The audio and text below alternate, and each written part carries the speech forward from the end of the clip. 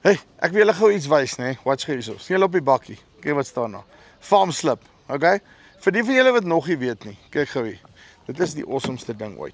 Okay, so waar's op bære ons, waar eindig al die slippies op? Julle weet mos, daar binnekant, hierso. Right.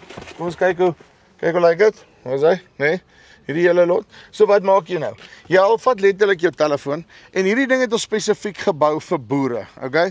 So hy is gemaak dat hy by jou boerdery inpas en dat hy vir jou ordentlike beheer gee in jou boerdery. So kom ons sê daar's meer as een persoon in die boerdery ensovoorts, dan kan jy wat admin is om te sien wat aangaan en dan al wat jy doen is jy gryp vir telefoon en jy vat hom en jy scan die slippie en dan lees hy hom vir jou met ChatGPT, okay? En dan sit hy vir jou al die line items in, jy kan die kategorie kies, die hele lot en dan lees hy hom vir jou en dan export jy hom na die tyd en dan sê hy vir hom, hey boekhouer, hier's al my slips, raai wat? Ek het my huiswerk gedoen hierdie jaar. So, maak seker jy download die FarmSlip app nou.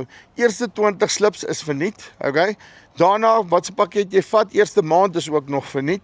So ons maak seker, jy kan enige tyd kanselleer, nê. Ons maak seker jy's vertroud met die produk en jy's happy voordat jy hom hoef te gebruik. So, linkie bo of hieronder, gaan na farmslip.com toe, gaan download hom op die iStore of die Google Play Store en ek beloof nou vir jou, nê, gebruik hom nou al elke dag. Hierdie ding gaan jou lewe vir jou verander.